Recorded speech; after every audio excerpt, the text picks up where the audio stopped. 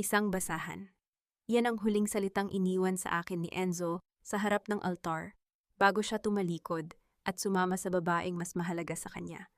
Habang suot ko ang puting belo, bawat sentimo ng pawis at sakripisyo ko ay naging abo. Akala niya ay talunan ako ngunit hindi niya alam na ang basahang tinapaktapakan niya ay ang tanging magpapabagsak sa kanyang mundo. Sino ba talaga ang tunay na nagwagi? Isang kasangkapan lang siya sa akin, Bianca. Huwag kang mag-alala dahil kapag nakuha ko na ang lagda niya sa mga papeles na iyon, itatapon ko siya na parang basahang puno ng dumi.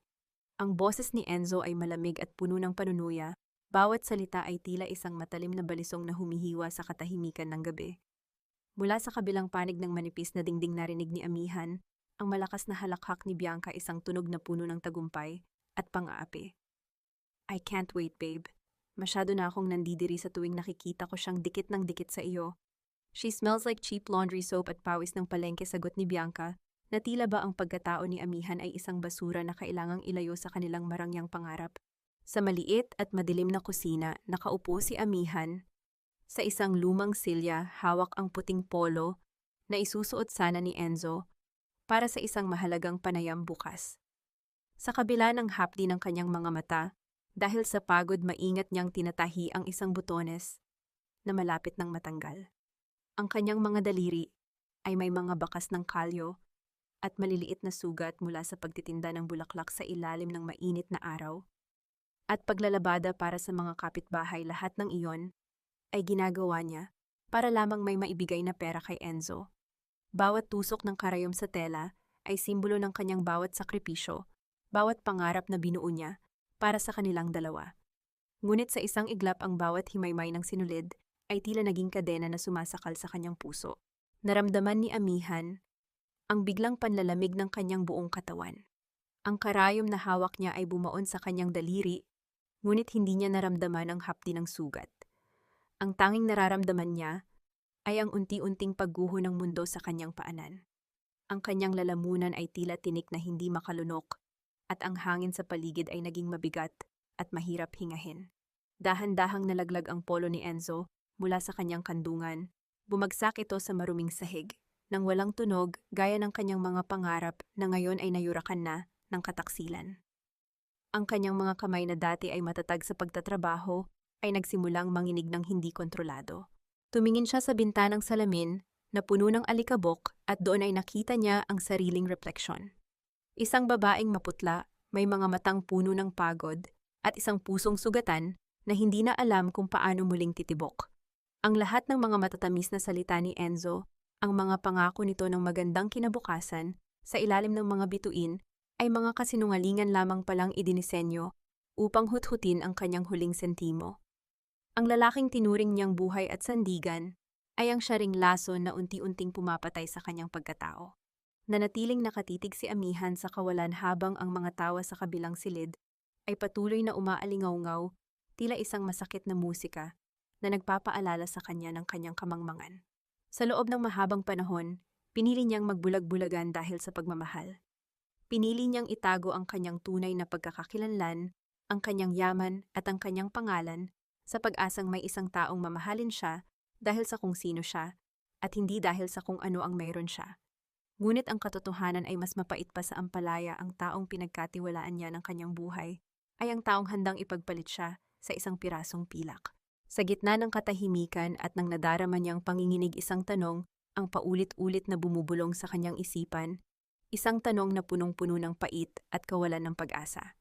Hanggang kailan ko ba lolokohin ang aking sarili na ang laso na ipinapainom niya ay isang matamis na alak ng pagmamahal? Tumayo si Amihan, nang dahan-dahan tinalikuran ang polo na nasa sahig at humakbang palayo habang ang bawat yapak niya ay tila pag-iwan sa isang bahagi ng kanyang pusong kailanman ay hindi na mabubuo muli. Nay, huminga po kayo ng malalim. Huwag po kayong bibitaw, narito lang ako, hindi ko po kayo iiwan. Ang tinig ni Amihan ay nanginginig, punong-puno ng pagsusumamo habang hinahaplos niya ang kulubot at nanlalamig na kamay ni Aling Remedios. Sa loob ng maliit at masikip na silid na amoy gamot at katandaan, tanging ang mabigat at humihingal na paghinga ng matanda ang namamayani. Ang bawat paghihirap ni Aling Remedios na kumuha ng hangin ay tila isang libong karayom na tumutusok sa puso ni Amihan. Alam niyang malubha ang sakit sa puso ng ina ni Enzo at sa mga sandaling ito, ang tanging nagbibigay ng lakas sa matanda ay ang kalingang hindi maibigay ng sarili nitong anak. Habang maingat na pinupunasan ni Amihan ng basang bimpo ang noo ng matanda. Muling bumalik sa kanyang isipan ang mga boses na narinig niya kagabi. Ang halakhak ni Enzo at ang malupit na plano nito. Masakit ngunit kailangang magpatuloy. Tiningnan niya ang maliit na lamesa kung saan nakapatong ang ilang piraso. Nang reresetang papel na tila mga hatol ng kamatayan kung hindi agad matutubos. Wala na siyang matakbuhan.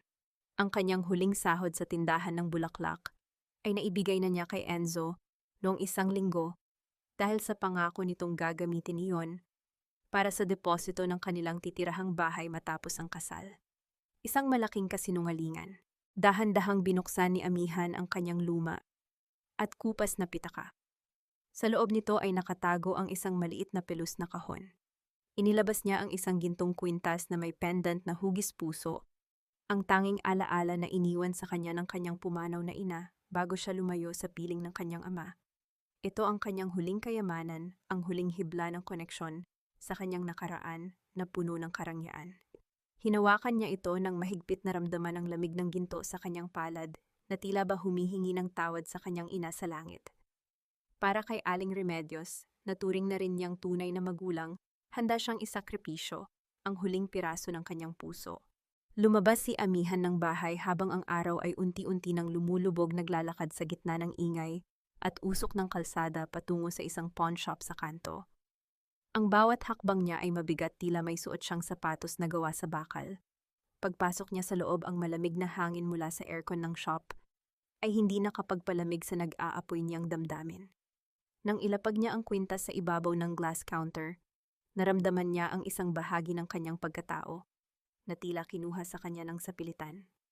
Ang kapalit na halaga ng pera ay hindi sapat upang tumbasan ang halaga ng alaala, ngunit sapat na ito upang dugtungan ang buhay ng isang taong mahalaga sa kanya.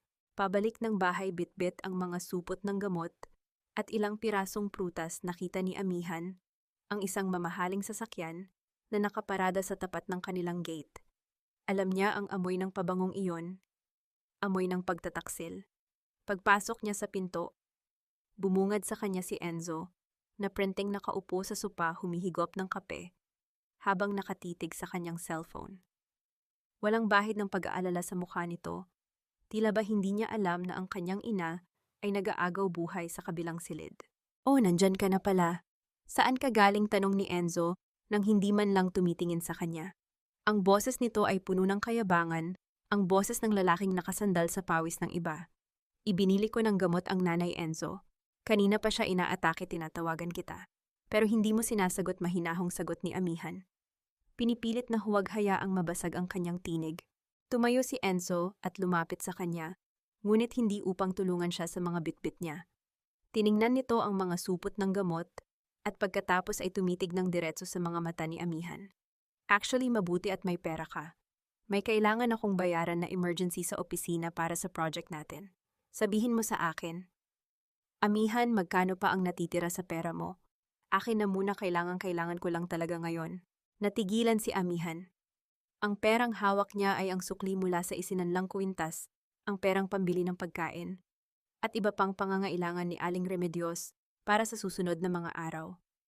Tiningnan niya ang lalaking minahal niya nang higit sa kanyang sarili, at sa pagkakataong ito, hindi na pag-ibig ang nakikita niya, kundi isang halimaw na walang kabusugan. "Hindi mo ba ako pinagkakatiwalaan, Amihan? Akala ko ba ay magkatuwang tayo sa pangarap nating ito?"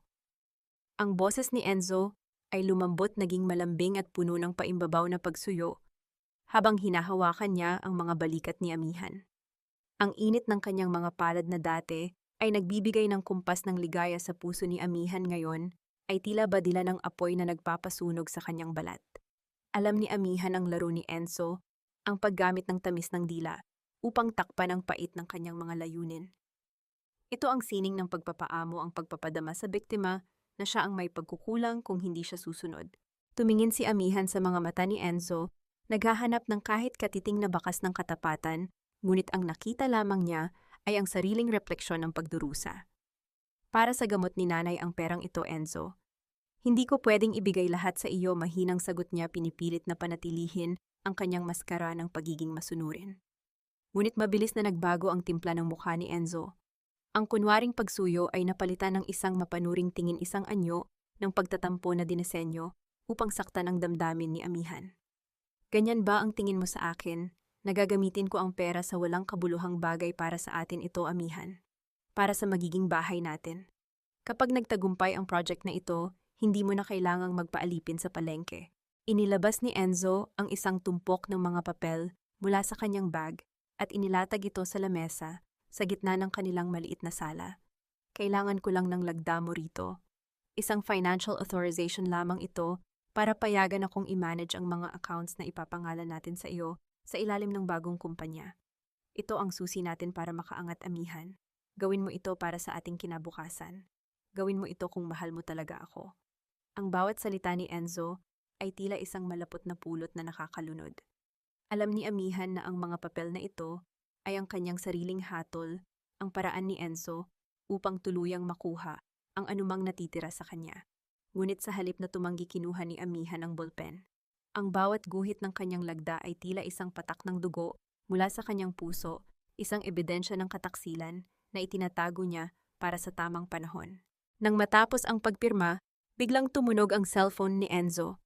Isang mabilis na sulyap ang ibinigay niya sa screen bago ito nagmamadaling itinago. Sandali lang, amihan. Tawag lang ito mula sa opisina, kailangan kong sagutin sa labas dahil mahina ang signal dito. Pagdadahilan niya, sabay mabilis na paglabas ng pinto. Naiwan si amihan sa gitna ng silid ang amoy ng pabango ni Enzo na may halong ibang amoy-amoy ng isang mamahaling rosas na hindi naman galing sa kanyang tindahan, ay nanatili sa hangin. Napansin niya ang suot na jacket ni Enzo na naiwan sa sandalan ng silya, isang bagay na hindi karaniwang nakakalimutan ng lalaki. Dahan-dahan, tila ba hinihila ng isang hindi nakikitang puwersa, lumapit si amihan sa jacket. Ang kanyang puso ay kumakaba ng malakas, tila isang tambol na nagbababala ng panganib. Isinhuot niya ang kanyang kamay sa bulsa nito at may naramdamang maliit at matigas na papel. Inilabas niya ito, isang resibo mula sa isang kilalang jewelry store sa loob ng isang malaking mall sa Makati. Nanlaki ang mga mata ni amihan habang binabasa ang nakasulat, 118-carat gold heart necklace with diamond inlay. 50,000 piso. Ang petsa ng pagkabili ay noong kahapon lamang, ang mismong araw na sinabi ni Enzo na kailangan niya ng pambayad sa kuryente, kaya hindi niya nabili ng gatas ang kanyang ina. Nanginginig ang mga kamay ni amihan habang hawak ang resibo. Ang halagang nakasulat doon ay halos 10 beses ng halaga ng kwintas na isinanla niya kanina para lamang may pambili ng gamot ni Aling Remedios. Ang puso ni amihan ay tila pinipiga ng isang malupit na kamay. Sa kabila ng kanyang pagtitimpi, isang mainit na luha ang pumatak sa papel na bura ang ilang letra sa pangalang nakasulat sa ilalim ng customer name. Ngunit hindi na kailangang basahin ni amihan ang pangalan. Alam niya kung para kanino ang alahas na yon. Hindi para sa kanya kundi para sa babaeng tinawag siyang basahan sa gitna ng gabi. Isang matalim na sakit ang gumuhit sa kanyang dibdib, isang uri ng sakit na hindi kayang gamutin ng anumang medisina. Tumingin siya sa pinto kung saan lumabas si Enzo at doon sa gitna ng kanyang pagngingit-ngit at pighati naramdaman ni amihan ang isang kakaibang lamig na unti-unting bumabalot sa kanyang puso. Ang amihan na laging nagpaparaya ay tila unti-unti nang namamatay at sa lugar nito ay isinisilang ang isang babaeng wala nang ititira para sa mga taong kumuha ng lahat sa kanya. Sa gitna ng masikip at maingay na palengke ng Quiapo, nakatayo ang isang maliit na stall ng mga bulaklak na tila isang oasis ng kulay sa gitna ng kulay abong paligid. Doon sa ilalim ng mainit na bubong na yero, abala si amihan sa pag-aayos ng mga rosas at krisantemo. Ang kanyang mga kamay, bagaman puno ng maliliit na gasgas mula sa mga tinik, ay kumikilos ng may buong ingat at pagmamahal. Hindi kalayuan sa loob ng isang itim at makintab na SUV na may madilim na tint ang mga bintana, isang pares ng mga mata ang nakatitig sa kanya nang may halong pait at paghanga. Si Don Arturo Dalisay, ang lalaking ang isang pirma lamang ay kayang magpabagsak ng mga kumpanya, ay tahimik na pinagmamasdan ang kanyang kaisa-isang anak. Ang kanyang puso ay tila pinupunit sa bawat sulyap niya sa kalagayan ni amihan. ang kanyang prinsesa na mas piniling mamuhay sa hirap, kaysa sa piling ng kanyang yaman lahat ay para lamang sa isang lalaking hindi karapat-dapat. Pumasok sa eksena ang isang babaeng tila ba galing sa isang fashion magazine, suot ang isang mamahaling damit at sapatos na takong na tumutunog ng matalim sa semento. Si Bianca. Ang bawat hakbang niya ay puno ng kayabangan, ang kanyang kilay ay nakataas habang tinitingnan ang mga bulaklak, na tila ba ang mga ito ay mga basurang nakakalat sa kalsada. Miss, can you make me a bouquet? Something expensive looking, hindi. Yung parang kinuha lang sa tabi-tabi. I need it for my boyfriend's office anniversary. Bukas ang boses ni Bianca ay parang kaskas ng bakal puno ng panunuya at pagmamaliit. Hindi alam ni Bianca na ang babaeng nasa harap niya ay ang tunay na nagmamay-ari ng lupang kinatatayuan ng gusaling pag-aari ng kanyang pamilya. Maayos na sumagot si amihan, sige po ma'am. Anong klaseng mga bulaklak po ang gusto nyo? Ngunit bago pa man makasagot si Bianca, kinuha nito ang isang bungkos ng mga rosas at biglang binitawan dahilan upang magkalat ang mga talulot sa maruming sahig. Ug, ang papangit naman ng mga ito. Parang ikaw mukhang lantang-lanta at amoy araw. Hindi ba kayo marunong mag-alaga ng paninda? No wonder hanggang dito ka lang sa palengke. Muling humalakhak si Bianca, isang tunog na nagpapakulo sa dugo ni Don Arturo na nakamasid mula sa sasakyan. Dahan-dahang lumabas si Don Arturo mula sa kanyang sasakyan. Ang kanyang tindig ay nagpapakita ng kapangyarihang hindi kailangang isigaw.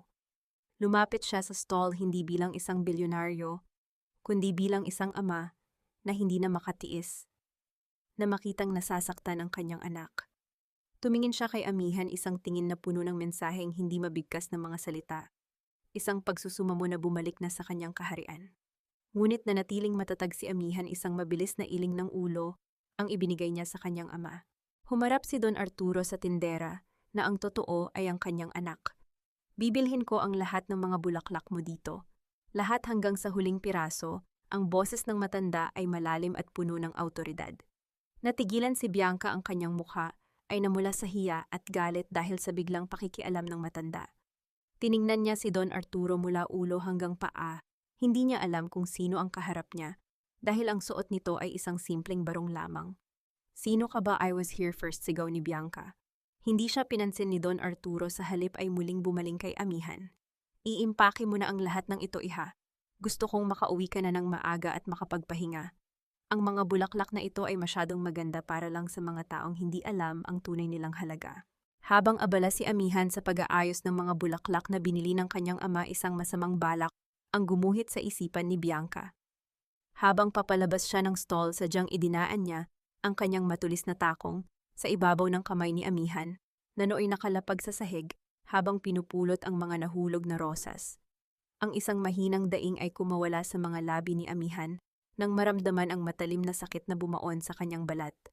Ang kanyang mga daliri ay biglang namanhid at ang matingkad na pulang dugo ay nagsimulang gumuhit sa kanyang maputing balat, humahalo sa mga talulot ng rosas na nasa sahig. Tumigil ang mundo ni Don Arturo.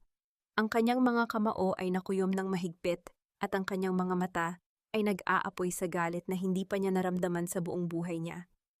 Tiningnan niya si Bianca na ngayon ay nakangiting tagumpay habang naglalakad palayo. Tila ba wala itong ginawang masama. Ang katahimikan sa paligid ay naging nakabibingi, tila ba ang bawat hininga ay naghihintay sa susunod na mangyayari. Ang dugo ni amihan ay patuloy na pumatak, bawat patak ay isang pangako ng pagpapanagot na darating sa tamang panahon. Ang malamig na hangin sa loob ng bangko ay tila hindi sapat upang palamigin ang nag-aapoy na kaba sa dibdib ni amihan.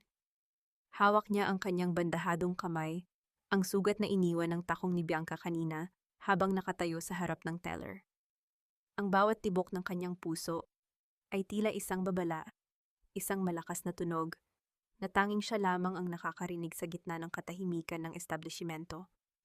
Nang iabot niya ang kanyang passbook, ang tanging hiling niya sa langit ay sana ay nagkamali lang siya ng hinala, na sana ay naroon pa rin ang bunga ng kanyang 3 taong pagpapakasakit. Ngunit ang boses ng teller ay parang isang malamig na hatol ng kamatayan. Pasensya na po, Ma'am Amihan, pero zero na po ang balance ng account nyo. Withdraw po ang lahat ng pondo kahapon sa pamamagitan ng isang authorization letter at online transfer. Ang bawat salita ay tila isang malaking bato na bumagsak sa ulo ni Amihan. Ang lahat ng perang inilaan niya para sa operasyon ng puso ni Aling Remedios Ang pondong itinabi niya para sa kanilang kinabukasan ni Enzo ay biglang naglaho na parang bula. Ang panghihina ay dumaloy sa kanyang mga tuhod, at kung hindi lamang siya nakahawak sa counter, baka tuluyan na siyang bumagsak sa sahig. Lulutang-lutang na lumabas ng bangko si Amihan, ang kanyang mga mata ay blanko, at ang kanyang isipan ay puno ng kaguluhan. Habang naglalakad siya sa tapat ng isang malaking car showroom sa Makati, biglang tumigil ang kanyang mundo. Doon sa likod ng malalaking salamin na pader, nakita niya ang isang pamilyar na figura. Si Enzo, suot ang kanyang pinakamagandang polo, ay tumatawa habang iniaabot ang isang susi sa isang nagniningning na puting SUV. Sa tabi niya ay si Bianca na nakayakap sa kanyang braso at may hawak na baso ng champagne, tila ba ipinagdiriwang ang isang malaking tagumpay. Ang sakit na naramdaman ni Amihan ay higit pa sa hapdi ng kanyang sugat sa kamay.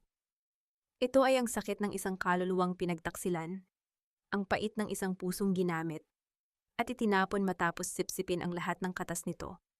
Ang perang pinaghirapan niya, ang perang isinanla niya, ang kanyang huling alaala ng ina, ay ginagamit na ngayon upang ipagbili ng luho ang babaeng sumira sa kanyang dangal. Pinanood niya kung paano haplusin ni Enzo ang pisngi ni Bianca, ang parehong haplos na dati ay nagpapanatag sa kanya sa mga gabing siya ay pagod na pagod sa trabaho. Ang bawat halakhak nila na nakikita niya sa loob ay tila mga sampal na paulit-ulit na dumudurog sa kanyang pagkatao. Sa mga sandaling iyon, ang huling hibla ng pagtitimpi ni Amihan ay tuluyan ng naputol. Hindi siya sumigaw, hindi siya pumasok sa loob upang mag-iskandalo. Sa halip tumalikod siya nang may isang uri ng katahimikang mas nakakatakot kaysa sa bagyo. Kinuha niya ang kanyang lumang cellphone mula sa bulsa. Ang mga daliri niya ay nanginginig, hindi dahil sa takot, kundi dahil sa isang determinasyong ngayon lamang niya naramdaman. Hinanap niya ang isang contact number na matagal na niyang ibinaon sa limot, ang numerong 7 taon niyang iniwasan dahil sa hangaring maging malaya. Idinikit niya ang telepono sa kanyang tainga, at sa bawat ring nito ay tila binubura ang Amihan na mahina at api. Nang sagutin ng tawag ang boses sa kabilang linya, ay puno ng pagkagulat at hindi mapantay ang galak. Amihan, anak, ikaw ba? Iyan ang tinig ni Don Arturo ay nanginginig sa emosyon. Huminga ng malalim si Amihan, pilit na pinatitigas ang kanyang tinig habang ang kanyang mga mata ay nakatitig sa puting sasakyan sa loob ng showroom. Papa, ang tawag niya, isang salitang matagal nang hindi namutawi sa kanyang mga labi. Tapos na po ang pagtatago ko. Kunin niyo na po ako rito. Gusto ko nang bumalik sa mundong talagang kinabibilangan ko. Ang bawat salita ni Amihan ay tila isang deklarasyon ng digmaan, isang pangako na ang bawat patak ng luha at dugo na nawala sa kanya ay babayaran ng higit pa sa sapat. Ang tunog ng pagsasara ng mabigat na pinto ng marangyang itim na sasakyan ay tila isang hangganan, isang pader na naghihiwalay sa buhay na puno ng dumi at hirap patungo sa mundong dati ay tinalikuran ni Amihan. Habang nakaupo siya sa loob ng malambot na leather seat, ang kanyang mga kamay na may mga sugat at kalyo ay tila hindi nababagay sa kinangang sasakyan. Tumingin siya sa labas ng bintana, pinagmamasdan ang mga kalye, kung saan siya nagbenta ng mga bulaklak, kung saan siya nangarap kasama ang isang taong akala niya ay katuwang niya sa buhay. Sa bawat pag-ikot ng gulong, ang mga alaala ni Enzo ay unti-unting natatabunan ng isang malamig at matigas na determinasyon. Pagdating sa malawak na mansyon ng mga dalisay, bumungad sa kanya ang hanay ng mga kasambahay na nakayuko bilang pagbati sa kanyang pagbabalik. Ngunit ang tanging nakita ni Amihan ay ang kanyang ama, si Don Arturo, na naghihintay sa tuktok ng hagdanan. Nang magtagpo ang kanilang mga mata, ang lahat ng pader na itinayo ni Amihan sa kanyang puso ay biglang gumuho. Tumakbo siya patungo sa kanyang ama, at doon ibinuhos ang lahat ng sakit, ang lahat ng pait, at ang lahat ng luhang matagal niyang kinimkim. Ang bawat hagulhol niya ay tila isang awit ng paghingi ng tawad sa sarili dahil sa hinayaan niyang tapak-tapakan ng kanyang dangal ng mga taong walang halaga. Tama na, anak. Narito na ang iyong papa. Hinding-hindi ko nahahayaang may lumuha pa sa mga matang iyan. Ang bosk ni Don Arturo ay puno ng pait habang hinahaplos ang buhok ng kanyang anak. Ngunit nang iangat ni Amihan ang kanyang mukha, wala na ang bakas ng kahinaan sa kanyang mga mata. Bagaman basa pa ng luha, meron ng apoy na nagniningas sa kanyang paningin. Papa, hindi ako bumalik para lamang magtago sa inyong kumpas. Bumalik ako dahil kailangan kong tapusin ang sinimulan ko. Ngunit sa pagkakataong ito, gagawin ko ito sa aking mga sariling kamay. Umupo sila sa loob ng malawak na library, ang silid kung saan plinaplano ang mga pinakamalalaking transaksyon sa bansa. Ano ang gusto mong gawin? Amihan. Isang tawag ko lang magiging abo ang kumpanya ni Enzo bago lumubog ang araw mungkahi ni Don Arturo. Ang kanyang mga kamao ay nakakuyom pa rin sa galit. Umiling si Amihan, isang malamig na ngiti ang gumuhit sa kanyang mga labi. Masyadong madali iyon, Papa. Gusto kong makita niya ang kanyang sariling pag-akyat sa rurok bago ko siya hatakin pababa sa pinakamalalim na hukay. Hayaan nating isipin niyang nanalo na siya. Hayaan nating gastusin niya ang bawat sentimong kinuha niya sa akin dahil bawat piso niyon ay may kalakip na kadena na hihila sa kanya sa kulungan. Ipinaliwanag ni Amihan ang kanyang plano, isang masalimuot na bitag, nagagamit sa mismong financial authorization, na sa pilitang ipinapirma sa kanya ni Enzo. Hindi alam ni Enzo na ang kumpanyang kinakausap niya para sa kanyang pinakamalaking investment ay isa lamang sa mga subsidiary ng Dalisay Holdings. Ang bawat hakbang ni Enzo ay babantayan, ang bawat pirma niya ay susuriin, at ang bawat kasinungalingan niya ay itatala. Gusto kong magpatuloy ang kasal, Papa. Gusto kong marating namin ang altar. Dahil doon sa harap ng maraming tao ko siya tuluyang huhubaran ng kanyang maskara. Isang matalim na ngiti ang sumilay sa mukha ni Don Arturo, isang ngiting nagpapakita kung kanino nagmana si Amihan ng kanyang talino at tapang. Nakaplano na ang lahat, anak. Ang mga abogado, ang mga investigador, at ang mga dokumento ay handa na. Hihintayin lamang natin ang tamang sandali para sa huling pag-atake. Ngunit sa likod ng tagumpay na ito, may isang katanungang naiwan sa isipan ni Amihan. Kung malaman ni Enzo ang katotohanan bago ang takdang araw, ano ang kaya niyang gawin upang isalba ang kanyang sarili? Ang katahimikan sa loob ng library ay tila isang babala na ang laro ay nagsisimula pa lamang at ang stakes ay mas mataas kaysa sa inaasahan ni Amihan. Pumasok si Amihan sa loob ng kanilang maliit na bahay nang may bigat sa bawat hakbang, ngunit ang bigat na ito ay hindi na mula sa pighati, kundi mula sa bigat ng maskarang kailangan niyang isuot. Nakita niya si Enzo na prenteng nakaupo sa hapagkainan, tila isang haring naghihintay na pagsilbihan habang suot ang isang bagong gintong relos na kumikinang sa ilalim ng malamig na ilaw ng bumbilya. Ang relos na iyon na alam ni Amihan na binili gamit ang dugong pawis niya ay tila isang sumasampal na katotohanan sa kanyang harap.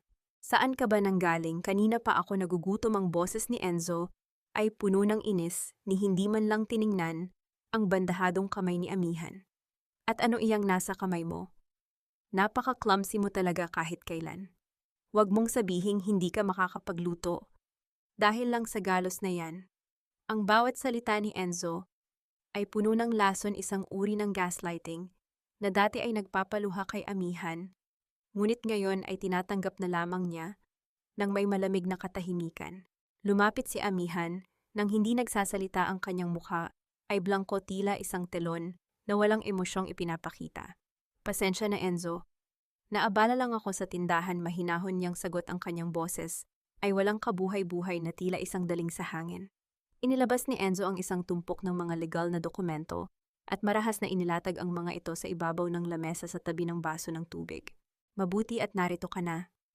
Kailangan mong pirmahan ang mga ito, utos ni Enzo. Ang kanyang mga mata ay naniningkit sa kasabikan. Ito ang mortgage papers para sa bahay ni Nanay. Gagamitin nating collateral ito para sa malaking investment sa Dalisay Holdings. Kapag pumasok ang pera, hindi lang natin mababayaran ang utang, magiging bilyonaryo tayo, Amihan. Maiuuwi kita sa mansyong pinapangarap mo. Alam ni Amihan na ang mansyong sinasabi ni Enzo ay ang bahay na balak nitong tirhan, kasama si Bianca, at ang perang makuukuha sa pagsasanla ng bahay ng sariling ina ay gagamitin lamang nito sa luho. Tumingin si Amihan sa mga papel. Ang bahay na iyon ang tanging silong ni Aling Remedios, ang tanging pag-aari na pinaghirapan ng matanda sa buong buhay nito. Ang katotohanang handang itapon ni Enzo, ang sariling ina sa kalsada para lamang sa pera, ay nagparamdam kay Amihan ng isang uri ng pangingilabot na mas matindi kaysa sa galit. Ngunit sa halip na tumutol, kinuha niya ang ballpen. Ang kanyang puso ay manhid na tila isang bato na hindi na tinatablan ng anumang sakit. Dahan-dahang itinuon ni Amihan ang dulo ng ballpen sa papel. Naramdaman niya ang titig ni Enzo, isang titig na puno ng pananabik at kasakiman. Ang bawat guhit ng kanyang lagda ay tila isang selyo sa tadhana ni Enzo, isang hakbang patungo sa bangin na siya mismo ang naghukay. Nang matapos ang huling pirma, iniabot ni Amihan ang mga papel kay Enzo. Kinuha ni Enzo ang mga dokumento nang may malawak na ngiti, tila ba hawak na niya ang buong mundo. Ayan, ganyan dapat, Amihan. Masunurin. Alam mo namang lahat ng ginagawa ko ay para sa atin. Di ba ani Enzo sabay haplos sa pisngi ni Amihan? Hindi kumibo si Amihan, hinayaan niyang dumapo ang kamay ng taksil sa kanyang balat. Ngunit sa loob niya ay nandidiri siya sa bawat segundong dumidikit ito sa kanya. Tumingala si Amihan at tinitigan si Enzo ng diretso sa mga mata. Isang dahan-dahang ngiti ang gumuhit sa kanyang mga labi, isang ngiti na hindi umabot sa kanyang mga mata, isang ngiti na puno ng misteryo at panganib. Oo, Enzo, para sa atin lahat ito. Sigurado akong makukuha mo ang lahat ng nararapat para sa iyo. Ang kanyang boses ay malambing, ngunit may kalakip na kakaibang talim. Biglang natigilan si Enzo. Ang init ng kanyang tagumpay ay tila biglang pinalitan ng isang malamig na simoy ng hangin na dumaan sa kanyang likuran. Ang ngiti ni Amihan ay tila hindi tugma sa Amihan na kilala niya. Sa isang saglit nakaramdam si Enzo ng isang uri ng takot na hindi niya maipaliwanag, tila ba may isang bagay na nagbago sa hangin, tila ba ang tupa na kanyang kinakatay ay biglang nagkaroon ng mga pangil sa dilim. Ang bawat yabag ng matulis na takong ni Bianca sa semento ng maliit na sala ay tila bawat dagok sa katahimikan ng gabi. Pumasok siya sa loob ng bahay ni Amihan nang walang pahintulot, dala ang amoy ng mamahaling pabango na tila lason na sumasakal sa payak na amoy ng nilagang luya at gamot sa loob ng tahanan. Tumingin si Bianca sa paligid nang may matinding pandidiri, tinatakpan ng kanyang ilong gamit ang isang sutlang panyo habang pinagmamasdan ang mga luma at kupas na kagamitan. My God, Amihan, how can you breathe in this place? It smells like poverty and sickness. Ang kanyang boses ay puno ng pait, isang uri ng panunuya na dinesenyo upang hiyain ang pagkatao ng babaeng nasa kanyang harap.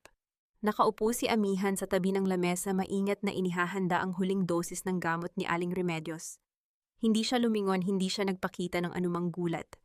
Ang kanyang mga daliri na may benda pa rin mula sa pananakit ni Bianca sa palengke ay nanatiling matatag sa paghawak ng baso. Ano ang kailangan mo, Bianca? Malalim na ang gabi mahinahong tanong ni Amihan. Ang kanyang tinig ay tila isang lawa na walang anumang alon sa kabila ng malakas na hangin. Lumapit si Bianca at marahas na inilapag ang isang maliit na sobre sa ibabaw ng lamesa, halos matapon ang gamot na inihahanda ni Amihan. Gusto ko lang ipaalala sa iyo kung nasaan ang lugar mo. Akala mo ba ay totoong pakakasalan ka ni Enzo? He's just playing with you, you poor thing, ani Bianca sabay labas ng isang piraso ng papel mula sa sobre, isang ultrasound result. I'm pregnant, Amihan, at alam nating dalawa kung sino ang ama. Enzo and I are building a family habang ikaw nananatiling taga-alaga ng matandang may sakit at taga-tahi ng butones ng lalaking kailanman ay hindi magiging iyo. Tumingin si Amihan sa ultrasound result. Alam ng kanyang isipan na ito ay isa lamang sa mga maduming laro ni Bianca upang sirain ang kanyang loob bago ang takdang araw. Isang matalim na sakit ang gumuhit sa kanyang puso, hindi dahil sa selos, kundi dahil sa kawalang hiyaan ng dalawang taong ito na handang gumamit ng kahit anong kasinungalingan para lamang sa kanilang pansariling interes. Ngunit sa halip na sumigaw o umiyak, dahan-dahang tumayo si Amihan. Hinarap niya si Bianca ng may isang uri ng awtoridad na hindi nito inaasahan. Ang kanyang tindig ay tuwid at ang kanyang mga mata ay nagniningning sa ilalim ng malamlam na ilaw. Kung ganoon binabati kita, Bianca, ang boses ni Amihan ay malamig at puno ng misteryo. Isang sanggol ang darating sa gitna ng inyong mga plano. Pero alam mo, hindi mo kailangang magmakaawa sa akin na iwan si Enzo. Sa katunayan, ibinibigay ko na siya sa iyo ng buong buo. Kunin mo siya at pati na rin ang lahat ng mga bagay na sa tingin mo ay mapapakinabangan mo sa kanya. Isang tipid na ngiti ang sumilay sa mga labi ni Amihan, isang ngiting nagpatahimik kay Bianca. Nagtaka si Bianca sa reaksyon ni Amihan. Inasahan niyang maglulupa sa ito, sa sahig iiyak at magmamakaawa, ngunit ang nakita niya ay isang babaeng tila nakakaalam ng isang lihim na hindi niya batid. What are you talking about? Are you out of your mind? Tanong ni Bianca. Ang kanyang kumpiyansa ay unti-unting nauupos. Sinasabi ko sa iyo sa araw ng kasal, wala kang mapapala kundi kahihiyan. Enzo will leave you at the altar. Humakbang palapit si Amihan sapat na upang maramdaman ni Bianca ang init ng hininga nito at ang lamig ng kanyang banta. Huwag kang mag-alala, Bianca. Darating ako sa simbahan at doon makikita mo kung sino talaga ang mawawalan.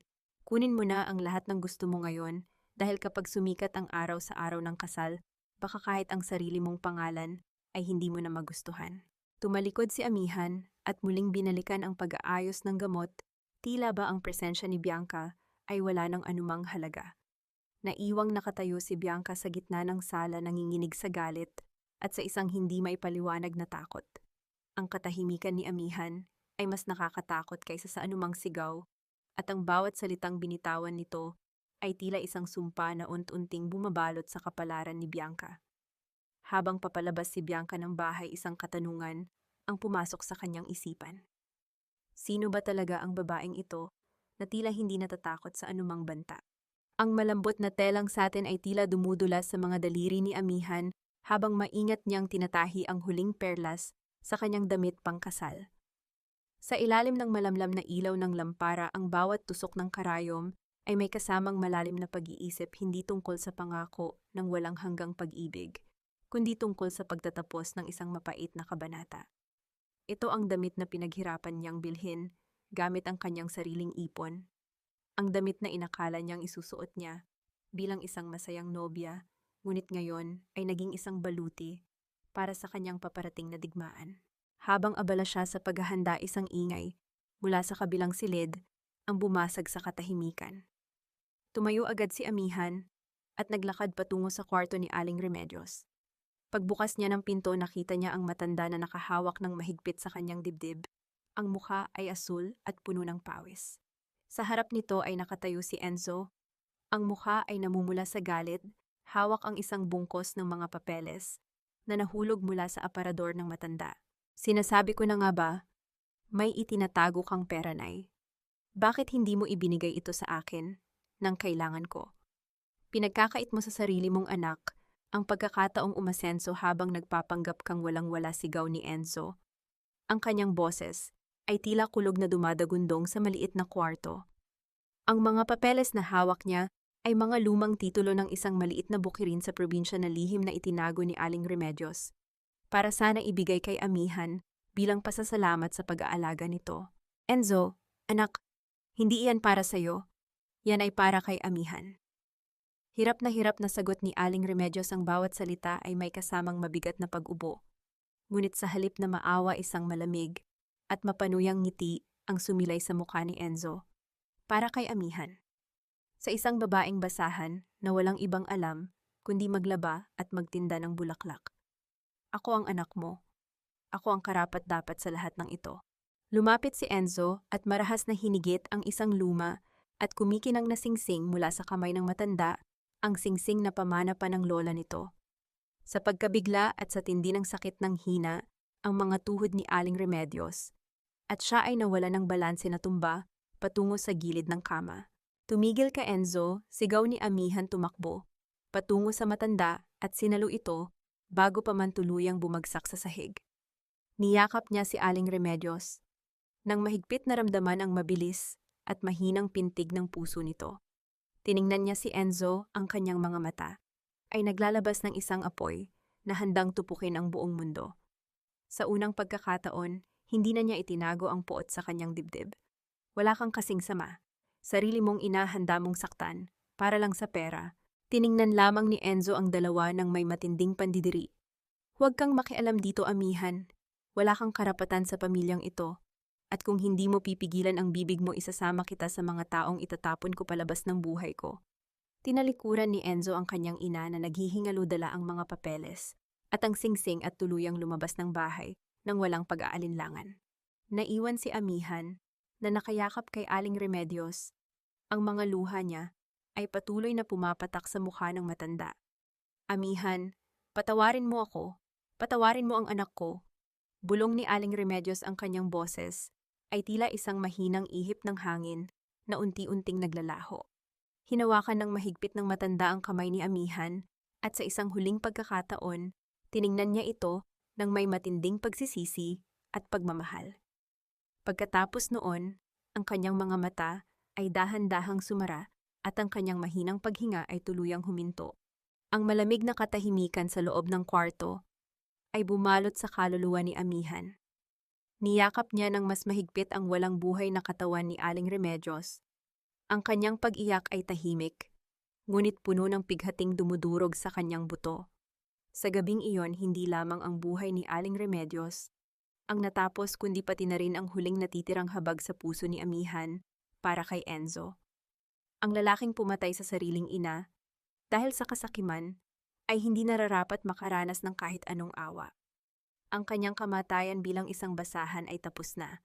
Ang kanyang muling pagsilang bilang isang bagyo ay nagsisimula pa lamang.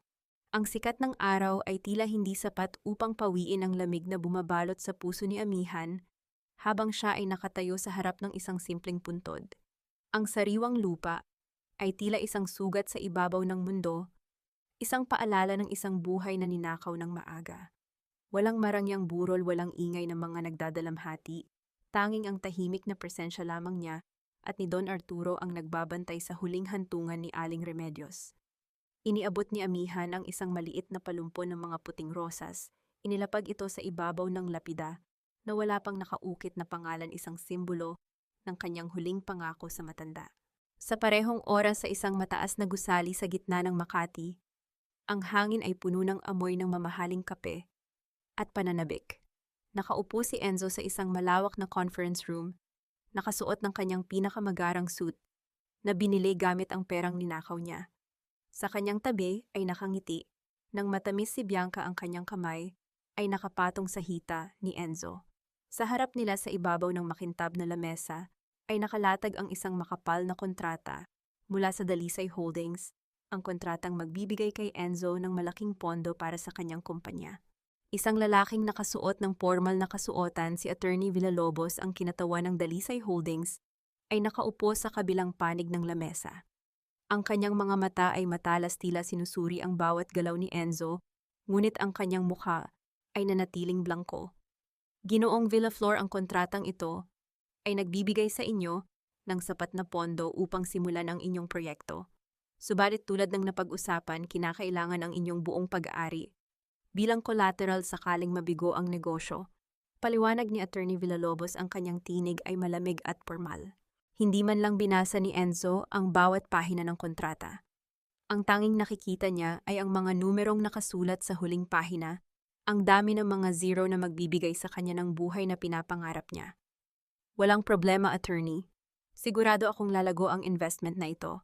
At saka nandyan naman ang mga lupain at bahay na isinanla ko bilang garantiya. Sagot ni Enzo, isang mapagmataas na ngiti ang sumilay sa kanyang mga labi. Kinuha niya ang bolpen na gawa sa ginto at mabilis na pumirma sa bawat patlang. Hindi niya alam na ang bawat lagda ay isang kadena na ikinakabit niya sa kanyang sariling leeg. Bumalik ang tanawin sa sementeryo.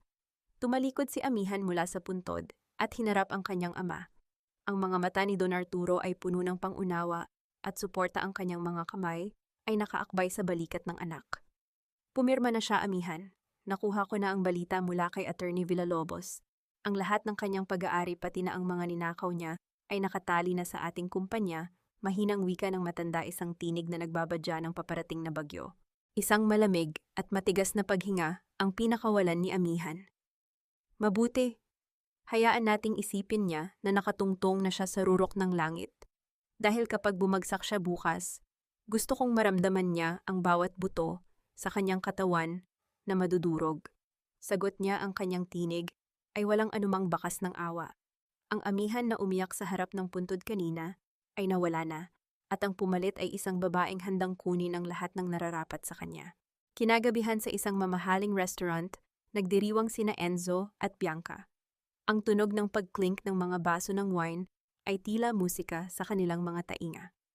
To our new life, Enzo, at sa tuluyang pagkawala ng babaeng iyon bukas, masayang toast ni Bianca. Tumawa si Enzo, uminom mula sa kanyang baso at tiningnan ang relo sa kanyang pulso. Bukas pagpasok ko sa simbahan, hindi ako maglalakad patungo sa altar. Maglalakad ako palabas, iiwan ko siya doon. kasama ng kanyang kahihiyan. Hindi nila alam ang alak na iniinom nila ay ang huling patak ng matamis nilang panlilinlang dahil ang lason ng katotohanan ay nakahanda ng isilbi sa kanila. Ang umaga ng araw ng kasal ay sinalubong ng isang tila mapanuksong sinag ng araw na sumilip mula sa mga siwang ng ulap. Sa loob ng isang marangyang silid ng hotel na binayaran mula sa bulsa ni Don Arturo, nakatayo si Amihan sa harap ng isang malaking salamin. Ang kanyang puting damit pangkasal na siya mismo ang nagtahi ng mga huling detalye ay bumabalot sa kanya ng perpekto.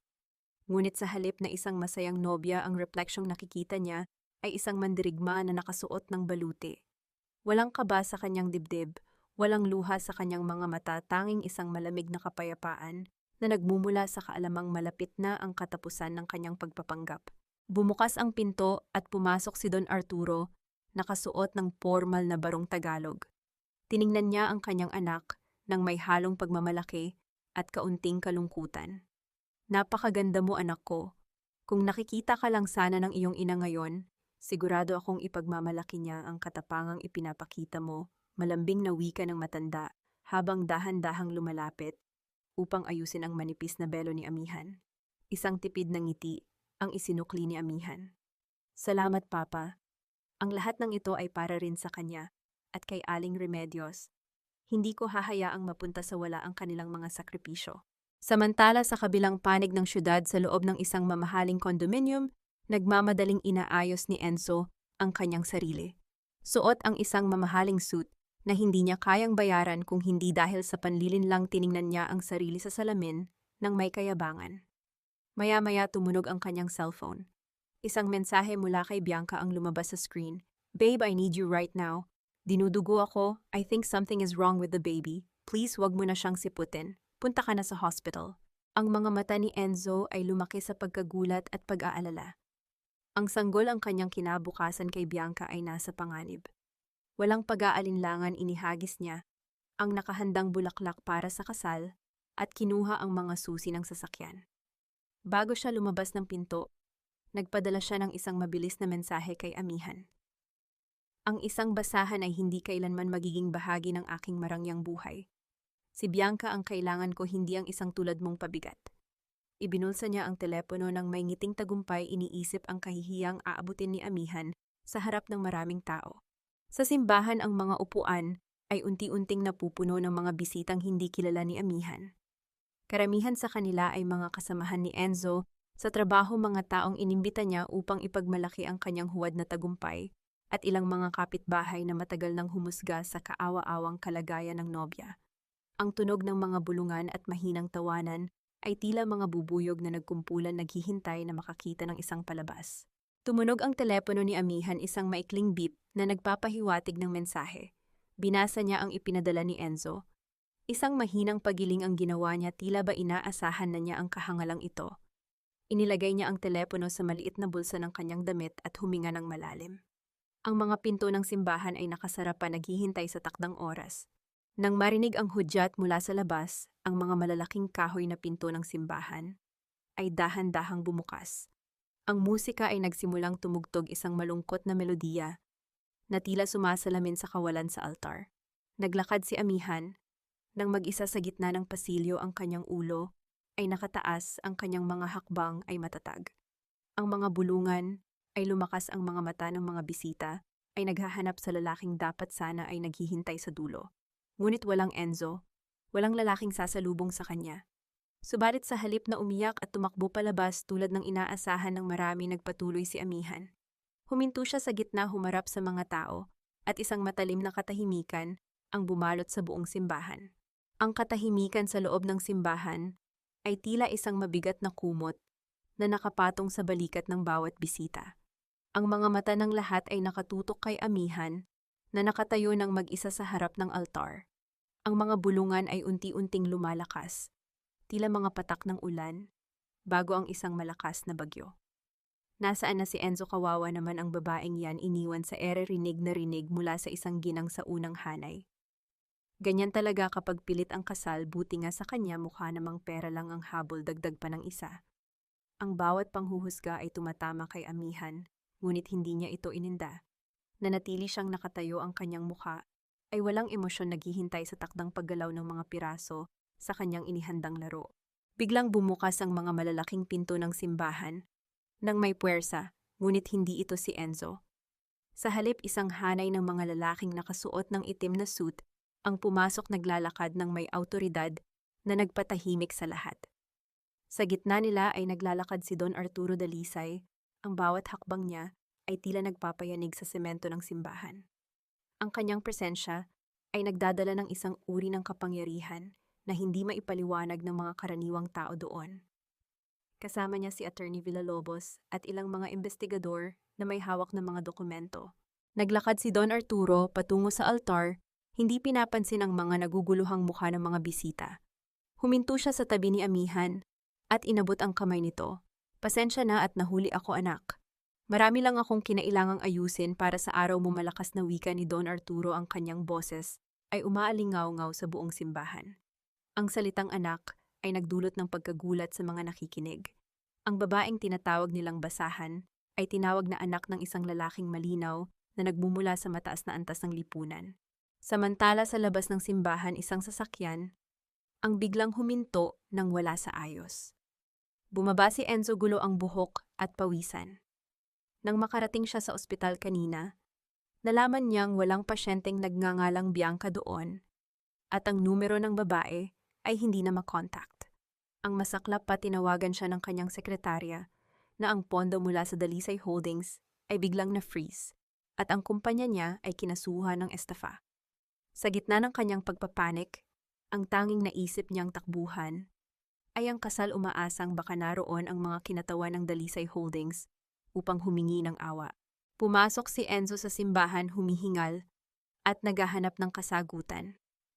Nang makita niya si Amihan sa altar, kasama ang isang matandang lalaki at ilang abogado, ang kanyang isip ay naguluhan. Amihan. Anong nangyayari dito? Sino ang mga taong ito? Sigaw ni Enzo. Ang kanyang boses ay puno ng takot at pagkalito. Naglakad siya patungo sa altar, inaasahang yayakapin siya ni Amihan at ipagtatanggol. Ngunit hindi gumalaw si Amihan. Tiningnan niya si Enzo, ang kanyang mga mata ay malamig at walang anumang bakas ng pagmamahal na nakilala ng lalaki sa loob ng mahabang panahon. Humarap si Don Arturo kay Enzo, ang kanyang tindig ay nagpapaliit sa pagkatao ng lalaking kaharap. Ako si Arturo Dalisay, ang nag-iisang may-ari ng Dalisay Holdings at ang ama ng babaeng tinawag mong pabigat at basahan sa text mo kanina lamang. Ang boses ni Don Arturo ay matalim at puno ng banta. Nanlamig ang buong katawan ni Enzo. Ang pangalang Arturo Dalisay ay ang mismong pangalan ng lalaking nagbigay sa kanya ng malaking investment. Ang lalaking pinangarap niyang makaharap ay narito ngayon, hindi upang makipagnegosyo, kundi bilang ama ng babaeng kanyang niloko at inapakan. Tiningnan niya si Amihan, inaasahang makikita niya ang dating mahina at maawaing babae, ngunit ang nakita niya ay isang prinsesa na handang ibaba ang kanyang hatol. Ang bitag ay tuluyan ng sumara at si Enzo ay walang ibang matatakbuhan. Ang hangin sa loob ng simbahan ay tila huminto sa pag-ikot, habang ang bawat mata ay nakatutok sa nagaganap na eksena sa altar. Ang mukha ni Enzo ay namutla ng husto, tila naubusan ng dugo. Ang mga tuhod niya ay nangatog, at ang kanyang mga kamay ay nanginginig habang pilit na inuunawa ang mga salitang binitawan ni Don Arturo. Hindi maaari.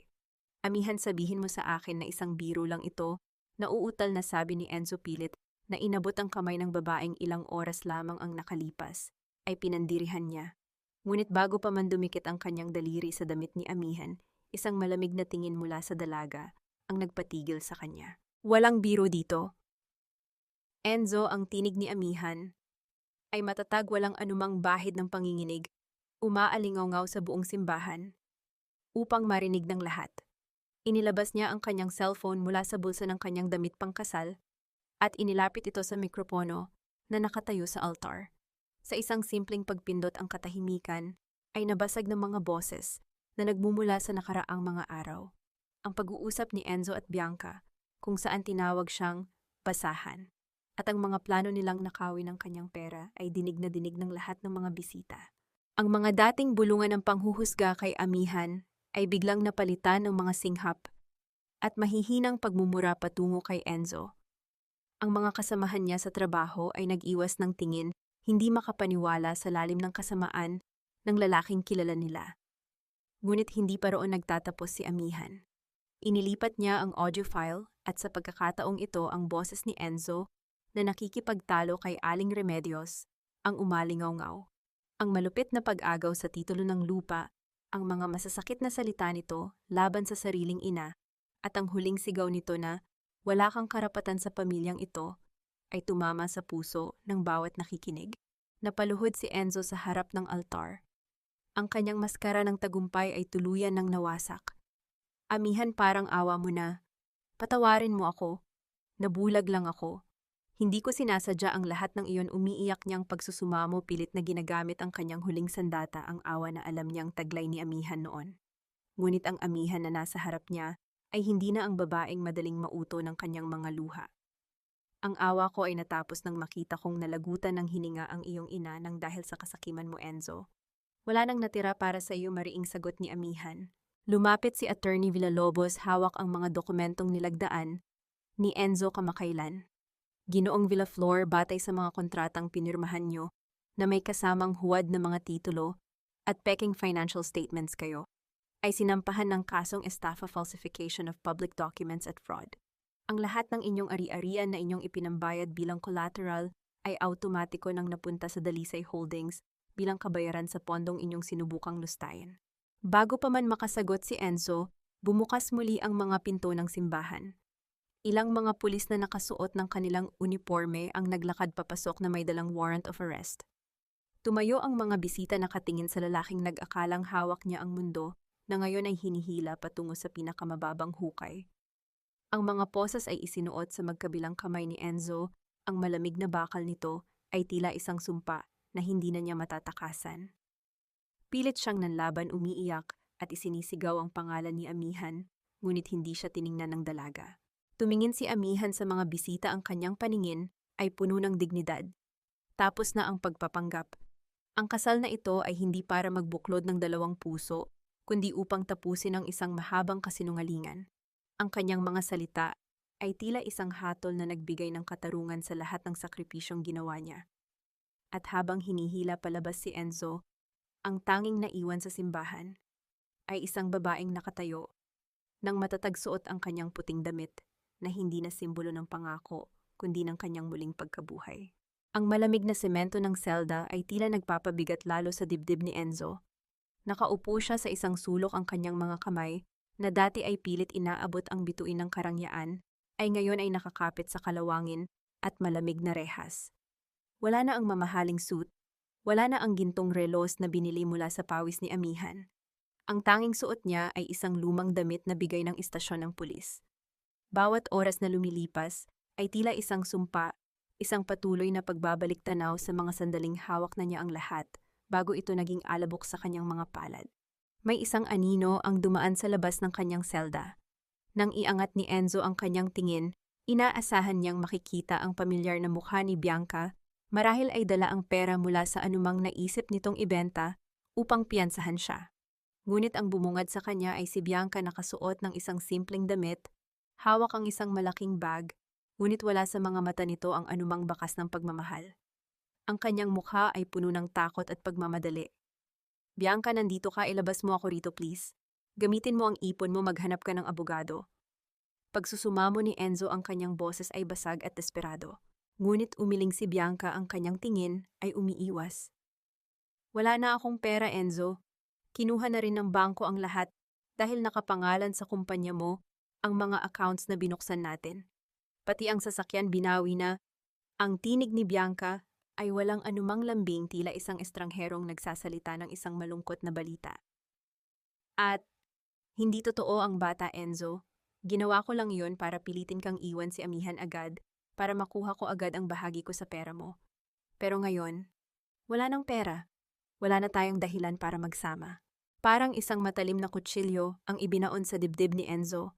Ang babaeng pinagpalit niya kay Amihan, ang babaeng itinuring niyang kapantay sa ambisyon ay ngayon, ay tuluyang tumatalikod sa kanya.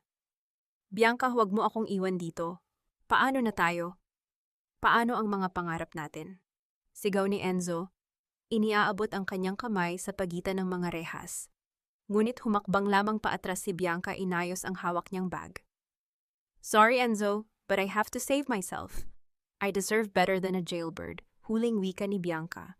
Bago tuluyang naglakad palayo, hindi na muling lumingon pa. Naiwan si Enzo na sumisigaw, ngunit walang ibang sumasagot, kundi ang malamig na alingawngaw ng kanyang sariling boses. Sa kanyang pag-iisa, unti-unting bumalik sa kanyang alaala ang mukha ni Amihan, ang mga ngiti nito kapag nag-aabot ng mainit na kape, ang mga kamay nitong nag-aalaga kay Aling Remedios. At kasabay ng pag-alala sa kanyang ina, isang matinding sakit ang sumiklab sa kanyang dibdib. Namatay ang kanyang ina dahil sa kanyang pagiging sakim. Ang mga salitang binitawan niya kay Aling Remedios ay paulit-ulit na umuukit sa kanyang utak.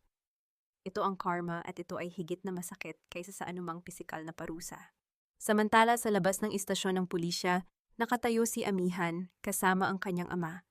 Kakatapos lamang nilang pirmahan ang ilang dokumento para sa tuluyang pag-turnover ng mga ari-ariang nabawi mula kay Enzo, kabilang na ang bahay at lupa na isinanla nito. Iniabot ni Attorney Villalobos kay Amihan ang isang maliit na kahon.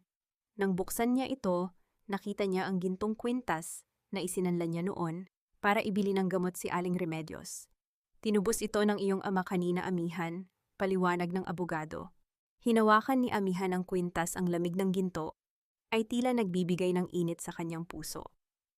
Kinuha rin niya mula sa kanyang bulsa ang isang murang singsing na ibinigay sa kanya ni Enzo noong sila ay nagsisimula pa lamang bago ito nilamon ng kasakiman. Tiningnan niya ang singsing, isang simbolo ng mga kasinungalingang bumalot sa kanyang buhay. Sa halip na itago ito, lumapit si Amihan sa isang basurahan sa labas ng istasyon at dahan-dahang inihulog ang singsing. Ang tunog ng pagbagsak nito ay tila pagputol sa huling kadena na nag-uugnay sa kanya sa nakaraan. Sumakay si Amihan sa sasakyan ng kanyang ama, ang kanyang mga mata ay nakatingin sa malinaw na kalangitan. Tapos na ang digmaan at sa wakas siya ay nakahinga ng maluwag. Ang malamyos na ihip ng hangin sa umaga ay nagdala ng halimuyak ng bagong pag-asa sa loob ng malawak na hardin ng mga dalisay. Wala na ang amoy ng usok at alikabok ng palengke na matagal na naging kakampi ni Amihan. Ang pumalit ay ang sariwang hamog na humahaplos sa mga berdeng dahon at namumukadkad na mga talulot. Sa paglipas ng mga buwan, unti-unting niyakap ni Amihan ang kanyang tunay na pagkatao bilang tagapagmana ng Dalisay Holdings. Ang kanyang mga kamay na dati ay naglalaban ng mga maruruming damit ng ibang tao ay ngayon ay may hawak ng mga dokumento at nagmamando sa malalaking proyekto ng kumpanya. Subalit sa kabila ng kanyang kapangyarihan at yaman ng kanyang puso ay nanatiling nakatapak sa lupa. Nakaluhod si Amihan sa malambot na lupa, suot ang isang simpleng bestida, walang bakas ng pampaganda sa kanyang mukha. Sa kanyang tabi ay si Don Arturo, ang bilyonaryong hindi inalintana ang pagdumi ng kanyang mga tuhod at kamay. Masaya nilang tinatanim ang mga bagong binhi ng puting rosas. Sino ang mag-aakala na ang isang matandang negosyante na tulad ko ay marunong din palang humawak ng lupa at magpalago ng buhay, masayang wika ni Don Arturo, habang pinupunasan ng pawis sa kanyang noo gamit ang likod ng kanyang kamay. Ang kanyang mga mata ay puno ng pagmamahal habang nakatingin sa anak. Ngumiti si Amihan, isang ngiting malaya, at umabot hanggang sa kanyang mga mata. Isang bihirang tanawin na ngayon ay unti-unting nagiging pang-araw-araw na biyaya. Ang mga pinakamagandang bulaklak, Papa, ay nagmumula sa mga kamay na hindi natatakot masugatan ng tinik. Parang buhay lang natin. Tumingin siya sa isang maliit na sulok ng hardin kung saan inilagay niya ang mga paboritong halaman ni Aling Remedios. Ang alaala ng matanda ay hindi na nagdudulot ng matalim na sakit, kundi isang tahimik at mainit na pag-ibig. Ipinangako niya sa sarili na ang bahay na nabawi nila mula sa mga kamay ni Enzo ay gagawin niyang isang maliit na ampunan at pagamutan para sa mga matatandang inabandona ng kanilang mga pamilya. Ito ang kanyang paraan upang buhayin ang kabutihan ng ina habang binubura ang bakas ng kasamaan ng anak nito. Habang nag-aayos sila ng mga kagamitan sa paghahardin, lumapit ang isang kasambahay, dala ang isang maliit na bandehang pilak. Sa ibabaw nito ay may isang nakatuping sobrang kulay kayumang gilukot at may mga bahid ng dumi. Ma'am Amihan, may dumating po galing sa City Jail. Para daw po sa inyo personal na iniabot ng kartero malumanay na ulat ng kasambahay. Kinuha ni Amihan ang sobre at tinitigan ang sulat kamay sa labas nito.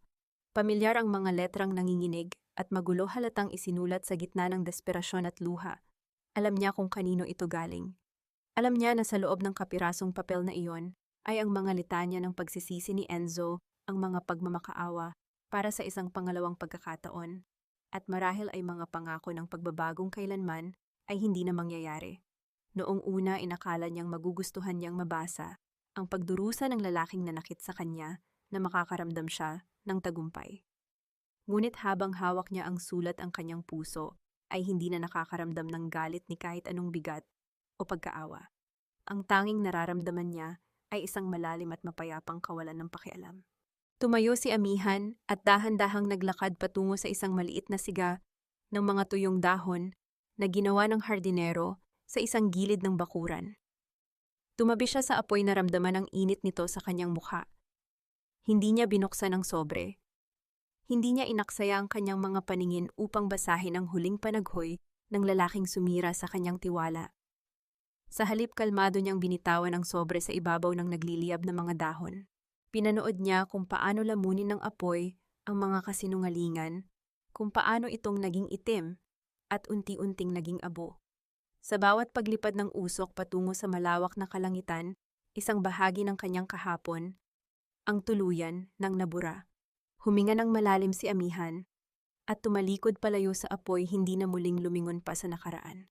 Ngunit sa pagpasok niya sa loob ng mansyon, isang bagong mukha. Nang panauhin ang naghihintay sa kanilang sala, isang lalaking may dalang balita na muling susubok sa kapayapaang kanyang natagpuan. Ang silid ng pagtanggap ng mga panauhin sa mansyon ng mga dalisay ay puno ng sikat ng araw na nagliliwanag sa makintab na sahig na gawa sa kahoy. Pagpasok ni Amihan, nakita niya ang isang lalaking nakatayo malapit sa malaking bintana, pinagmamasdan ng hardin, nakakatapos lamang nilang ayusin ni Don Arturo. Ang lalaki ay nakasuot ng isang simpleng navy blue na polo maayos at formal, ngunit ang kanyang tindig ay nagpapakita ng kababaang loob. Nang lumingon ito, nakita ni Amihan ang isang pares ng mga matang may halong talim ng isang professional, ngunit may lambot ng isang taong may mabuting kalooban. Magandang umaga, Senyorita Amihan. Ako po si Architect Leandro Silva. Inatasan po ako ng inyong ama na tumulong sa pagdidisenyo at pagpapatayo ng Remedios Haven, ang bahay kalinga na nais ninyong itayo pagpapakilala ng lalaki. Ang boses nito ay buo at malinaw, nagpapahiwatig ng katapatan at respeto. Walang bakas ng pagkamangha sa yaman ng mga dalisay, kundi isang purong pagnanais na makatulong sa isang makabuluhang proyekto. Napaupo si Amihan at inanyayahan si Leandro na sumali sa kanya. Habang inilalatag ni Leandro ang mga blueprint sa ibabaw ng lamesa, napansin ni Amihan ang mga kamay nito. Walang suot na mamahaling relo, gaya ng lagi niyang nakikita kay Enzo, kundi mga daliring may bahagyang kalyo mula sa pagguhit at pagbisita. Sa mga construction site, mga kamay ng isang taong tunay na naghahanap buhay at lumilikha, hindi nagnanakaw ng pangarap ng iba. Ang disenyo ko po ay nakasentro sa kalikasan at kaligtasan ng mga matatanda. Nais kong maramdaman nila na sila ay nasa isang tahanan at hindi sa isang ospital. Paliwanag ni Leandro, ang kanyang mga mata ay nagniningning dahil sa pagmamahal sa kanyang ginagawa. Ipinaliwanag niya kung paano ilalagay ang mga tanim ng paboritong rosas ni Aling Remedios malapit sa bawat bintana ng kwarto upang ang halimuyak nito ay magbigay ng kapayapaan sa mga naninirahan. Ang atensyon sa detalye ni Leandro, ang pagkilala nito sa emosyonal na halaga ng proyekto, ay nagpadama kay Amihan ng isang uri ng paghanga na matagal na niyang hindi nararanasan. Sa mga sumunod na linggo, naging madalas ang pagkikita ni na Amihan at Leandro. Nagkakasama sila sa pagbisita sa site, nagpupulong kasama ang mga kontratista, at paminsan-minsan ay naghahati sa isang simpleng tanghalian sa ilalim ng init ng araw. Walang matatamis na salita o mga pangakong walang laman na binibitawan si Leandro. Ang lahat ay nakasentro sa trabaho at sa kabutihang nais nilang idulot sa lipunan. Ngunit sa bawat paglipas ng araw, napapansin ni Amihan ang maliliit na galaw nito, ang paraan ng pagpapayong sa kanya kapag umaambon ang pag-alalay sa kanya habang naglalakad sa mga baku-bakong daan, at ang palaging pagtatanong kung nakapagpahinga na ba siya matapos ang isang mahabang araw ng trabaho. Ito ay mga simpleng pag-aalaga na hindi humihingi ng kapalit. Isang hapon matapos ang masinsinang pag-uusap tungkol sa huling bahagi ng konstruksyon, naupo silang dalawa sa isang upuang gawa sa semento, nakaharap sa gusaling unti-unti nang nabubuo. Alam mo, amihan, ang pagpapatayo ng pundasyon ay tulad din ng buhay ng tao. Kailangan mong hukayin ang mga lumang bato, alisin ang malambot na lupa, at maglagay ng matibay na bakal bago mo simulang buuin ang mga pader, wika ni Leandro habang nakatingin sa malayo. Minsan kailangan nating masira upang mabuo ng tama at mas matibay. Napatingin si amihan kay Leandro, naramdaman ang bigat at lalim ng mga salitang iyon na tumatagos sa kanyang sariling karanasan. Sa unang pagkakataon, matapos ang matagal na panahon, napangiti si amihan nang walang bahid ng kapaitan.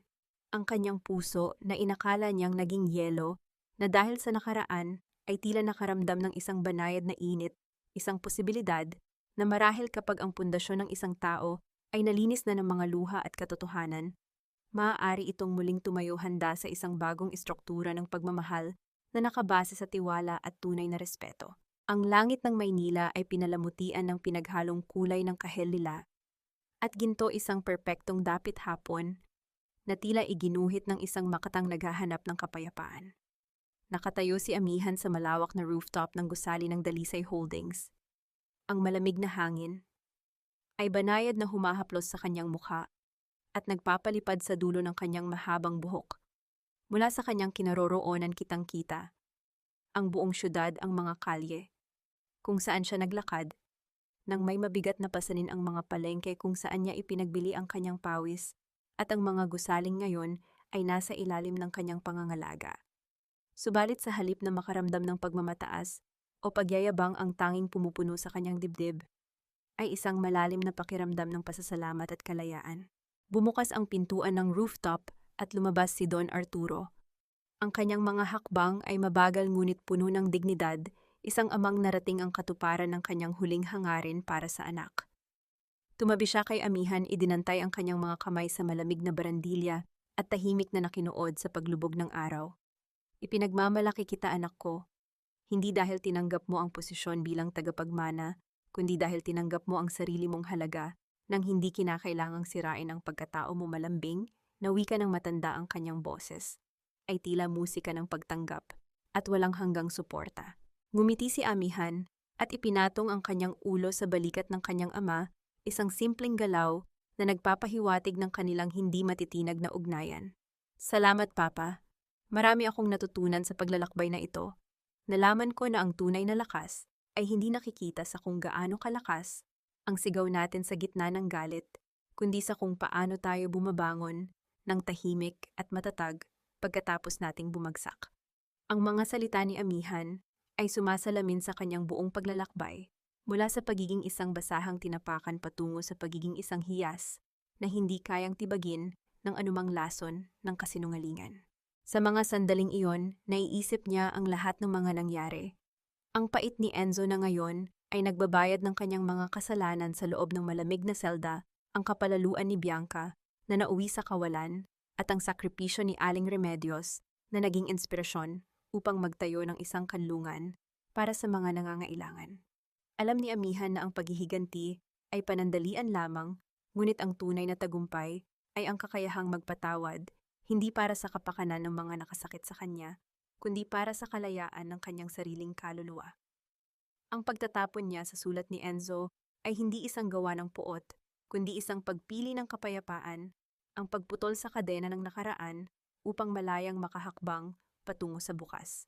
Tumunog ang telepono ni amihan mula sa bulsa ng kanyang coat. Nang tingnan niya ang screen, isang mensahe mula kay Leandro ang bumungad. Magandang gabi, amihan. Natapos na natin ang pagkakabit ng mga bintana sa Remedios Haven. Kung may oras ka bukas, maaari ba tayong magkape para pag-usapan ang mga susunod na hakbang? At marahil, pag-usapan na rin kung paano natin sisimulan ang araw. Isang banayad at tunay na ngiti ang namutawi sa mga labi ni amihan, isang ngiting punong-puno ng pag-asa. Tumingin si amihan sa papalubog na araw. Ang huling sinag nito ay tila naghuhugas sa buong syudad. Inihahanda ito para sa isang bagong umaga. Ibinaling niya ang kanyang paningin sa kanyang ama, na sumukli rin ng isang mainit na ngiti. Tila ba naiintindihan ang sinasabi ng mensahe nang hindi man lamang ito binabasa. Ang amihan na dating nagtatago sa likod ng pagpapanggap ay tuluyan ng naglaho. Sa lugar nito ay isang babaeng natuklasan ang katotohanan na ang maskara ng katapatan ay hindi isang bagay na isinusuot, kundi isang pamumuhay na itinataguyod ng malinis na budhi, matibay na paninindigan, at isang pusong handang muling magmahal ng walang takot at puno ng kalayaan. Ang pinto ng Remedios Haven ay malawak na nakabukas sa ilalim ng banayad na sikat ng araw, habang ang paligid ay napupuno ng tawanan ng mga matatanda at mahinang musika na tila isang yakap sa kaluluwa ng bawat dumarating. Ang dating abandonadong bahay na isinanla ni Enzo ay naging isang luntiang kanlungan, isang tahanan kung saan ang mga lola at lolong walang matakbuhan ay nakakahanap ng pagkalinga, mainit na sabaw at mga kamay na handang makinig sa kanilang mga kwento. Sa bawat sulok ng lugar na ito, ang espiritu ng kabutihan ni Aling Remedios ay patuloy na nabubuhay, hindi na bilang isang biktima ng kahirapan at kalupitan ng sariling anak, kundi bilang isang simbolo ng walang hanggang pagmamahal at kalinga. Nakatayo si amihan sa gitna ng malawak na bakuran, pinagmamasdan ng isang lola na masayang tinuturuan ng isang kasambahay na magtanim ng mga halamang gamot. Sa kanyang tabi si Don Arturo ay nakikipag-usap ng masaya sa ilang mga matatandang lalaki. Ang kanyang mukha ay walang bakas ng pagiging bilyonaryo, kundi isang simpleng ama na natagpuan ang tunay na kayamanan sa tabi ng kanyang anak. Lumapit si Leandro, hawak ang isang tasa ng mainit na tsa at dahan-dahang iniabot ito kay amihan. Ang kanilang mga balikat ay magkadikit, isang tahimik na pagpapakita ng suporta na hindi nangangailangan ng mga dakilang pangako upang mapatunayan ang katapatan. Napakaganda ng kinalabasan ng lahat, amihan. Mas lalong gumanda ang disenyo dahil sa puso na inilagay mo sa bawat paderbulong ni Leandro. Ang kanyang mga mata ay nakatitig sa mukha ng dalaga nang may malalim na paghanga. Ngumiti si amihan at humigop ng tsa, naramdaman ang init nito na gumagapang sa kanyang dibdib. Hindi ko ito magagawa kung wala ka, Leandro. Salamat dahil tinulungan mo akong magtayo ng isang bagay na hindi kayang sirain ng anumang bagyo. Habang pinagmamasdan ng tahimik na buhay sa kanyang paligid, hindi na iwasan ni amihan na mag-isip tungkol sa kahulugan ng pagpapatawad. Maraming beses niyang itinatanong sa sarili kung napatawad na ba niya si Enzo, ngunit sa mga sandaling ito, habang nakatitig sa malinaw na kalangitan, nahanap niya ang kasagutan. Ang pagpapatawad ay hindi nangangahulugan ng pagbubukas muli ng pinto para sa mga taong sumira sa iyong tiwala o ang pagbura sa mga kasalanang kanilang ginawa. Ang tunay na pagpapatawad ay ang pagpapalaya sa sariling puso mula sa tanikala ng galit at pait, ang pagpili na huwag nang maging bilanggo ng nakaraan. Hinayaan na niyang ang batas at ang tadhana ang mag-ayos ng para kay Enzo habang siya ay nagpapatuloy sa paglalakad sa landas ng liwanag. Nahanap na niya ang kanyang tunay na kapayapaan, isang kapayapaang hindi nagmumula sa dami ng pera sa kanyang bangko o sa taas ng kanyang posisyon sa Dalisay Holdings, kundi sa katotohanang siya ay buo na muli. Ang bawat sugat sa kanyang mga kamay ay naging mga pilat ng tagumpay, mga paalala na ang isang babae, kahit gaano pa dumaan sa matinding pagsubok, ay may kakayahang bumangon, lumaban at muling lumikha ng sarili niyang kaharian. Tumingin si Leandro kay amihan at dahan-dahang inabot ang kanyang kamay. Ang kanyang mga daliri ay maingat na sumalubong sa mga daliri ng dalaga. Hindi umimik si amihan, ngunit hindi rin niya binawi ang kanyang kamay. Hinayaan niyang magtagpo ang kanilang mga palad na ramdaman, ang katatagan at init ng isang bagong simula na nakasulat sa hangin. Sa paglubog ng araw sa likod ng mga bundok, ang Remedios Haven ay napuno ng liwanag ng mga lampara. Isang buhay na patunay na pagkatapos ng pinakamadilim na gabi, ang umaga ay palaging darating bitbit, ang pangako ng pag-asa, paggaling at isang pag-ibig na tunay, ligtas at walang katapusan.